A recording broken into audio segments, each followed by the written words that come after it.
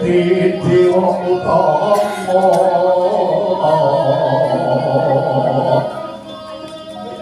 pamong ingkang para suci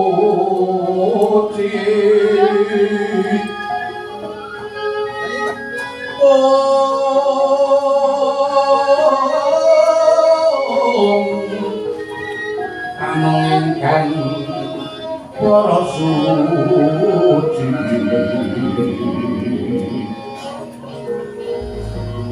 aduh baik aduh baik doro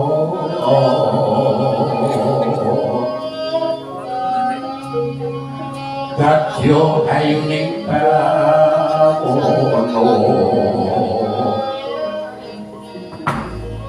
oh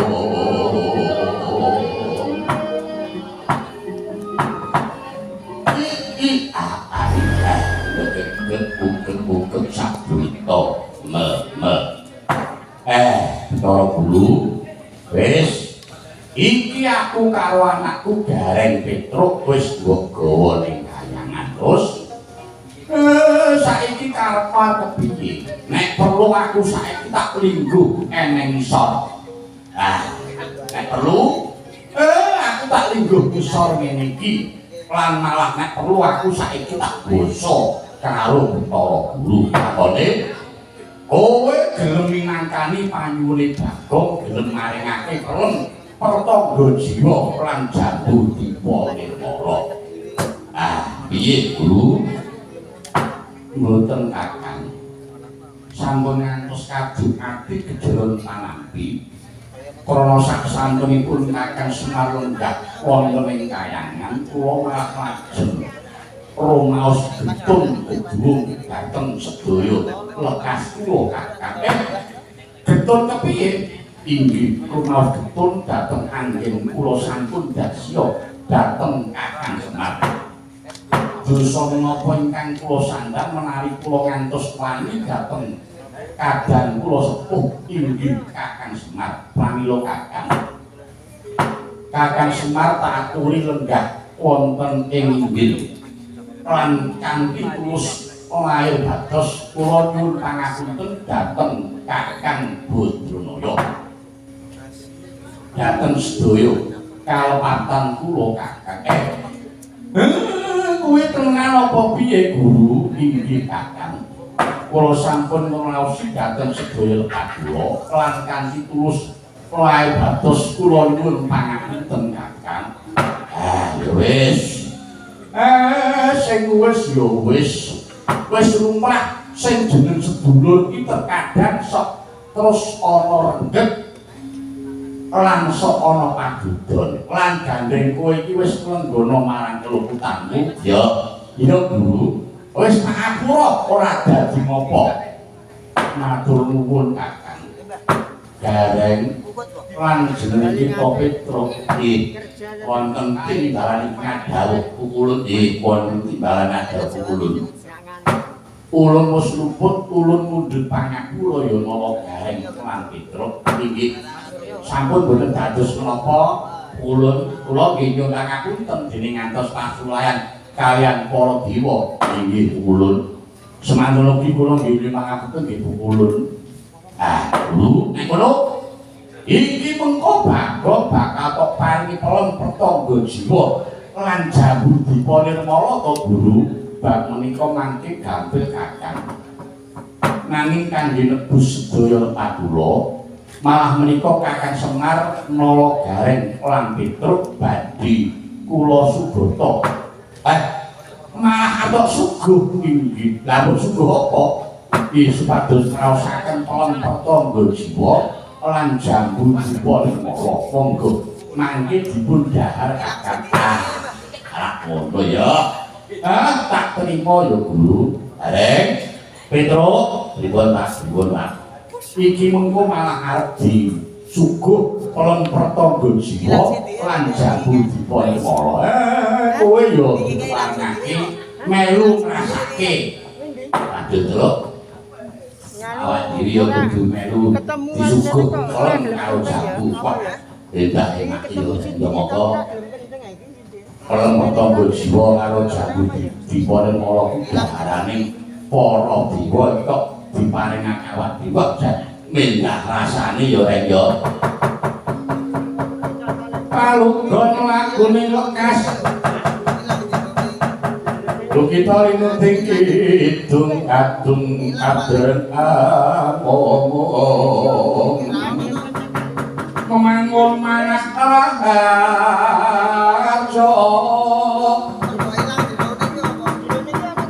ayo hono tanahku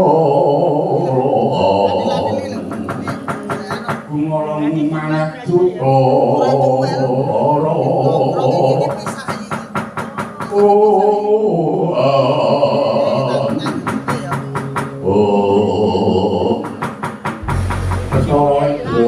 wonten jauh Ramapukul mara gage jubukan pelem petangga jiwa lan jambu dipa nirmala ingkang nalika mau wis ulun cawisake jubukan enggal aturna Kakang Semar sampun murid enggal didhahar Indra yengaken nyuwun pamit lan ngepaken jauh Ramapukul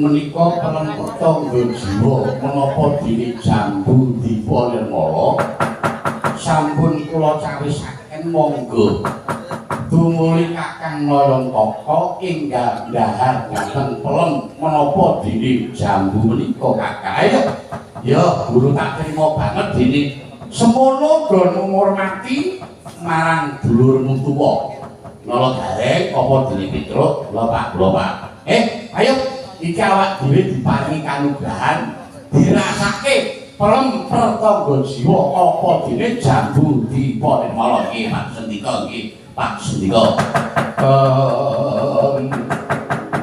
angler bawaning kan Sinungwadi jagat nyokang kinarya momong sarira tunggal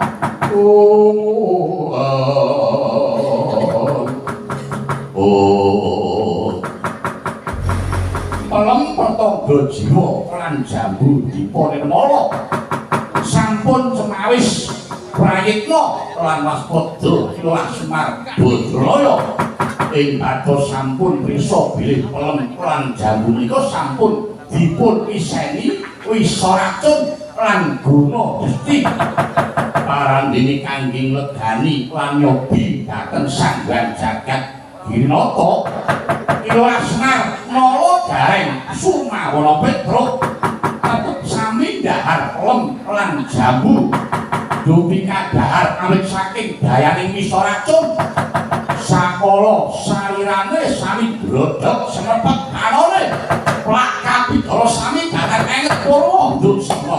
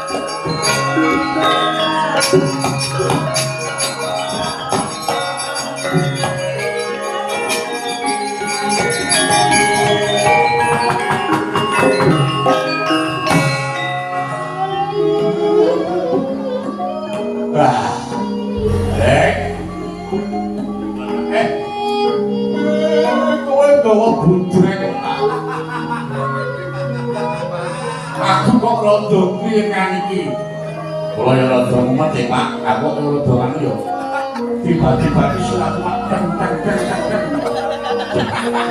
Monggo. Awak rumah drodok kaya ngene. Heeh. Awak drodok kaya ngene waduh. Cek saya lemes.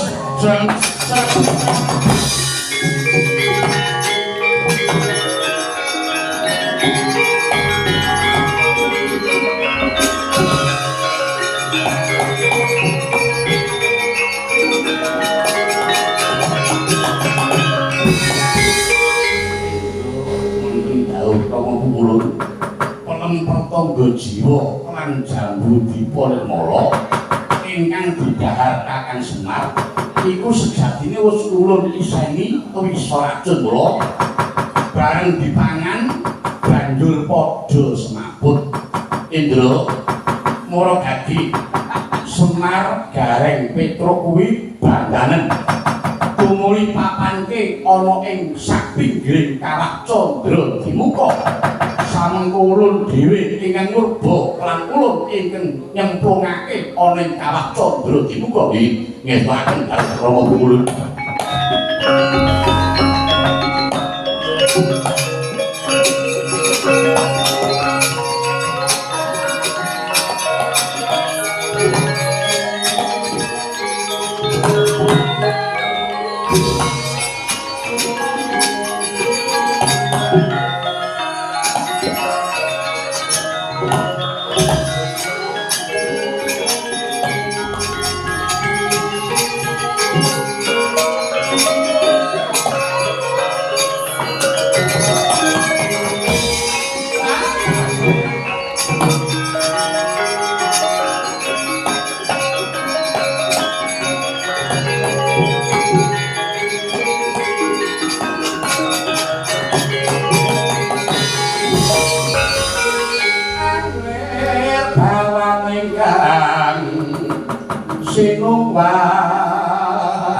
Digawe kelan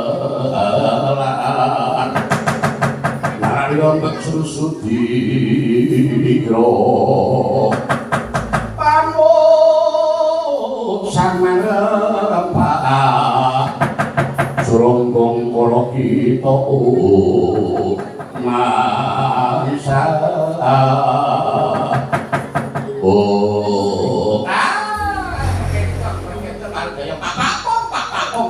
sapa sing gawe kali praga sapa sing nyosok Pak Adi Guru Kakang Rada kados pundi malah saya ora karu-karuan kula niki wau jane ningali saking katepian lan nguping dhateng rembaganipun Adi Guru panjenipun kula bombong lan mongkok dene Adi Guru niki wau sampun lenggana dhateng kalepatanipun lan sampun nyuwun pangapunten kaliyan Kakang Semar. Nanging boten nginten jebul Adi Guru namung api-api etok-etok apik kalih Kakang Semar. Dadi niki wau kanthi pawadan Kakang Semar dipun sugata disuguh mawi pelem pertangga jiwa menapa dene jambu dipa nirmala. Jebul pelem lan jambu kaliyan Adi Guru sampun dipun iseni wisa racun guna Gusti. Lah, bareng didhahar Kakang Semar Gareng Petruk sami semaput. Lah kok malah saya ndodro. Nestane tumindak Adi Guru niku dos pundi? Sampun Kakang. Sedaya menika ulun dadaki. Menika ancas kula pancen inggih mekaten menika Kakang Rada. Kakang Semar sampun ngantos ngendhih dhateng panguwasa ulun. Nggih pun monggo. Nakune kula mung ngelingake lan kados katur kula ngajeng yen ala niku boten badhe tumama becik. Tegese sedaya panggare ala niku mesti ana unduh-unduhane. Sapa nandur mesti bakal munduh. Nang citeni mawon. Arep nemoni lelakon apa niki mangke nek guru.